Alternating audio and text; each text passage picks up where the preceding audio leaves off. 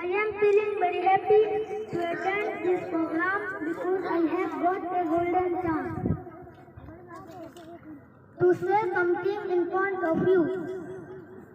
Dear brothers and elders, today is 15th August and we are celebrating 77th Independence Day of our country.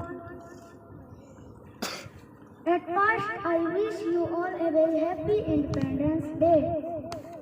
Independence Day is a national festival of India.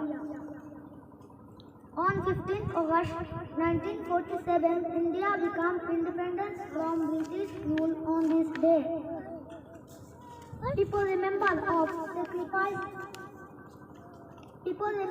sacrifice of great freedom fighters.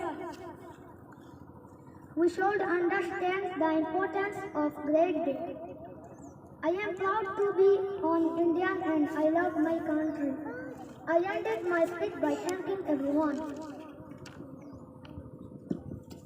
Jai Hind!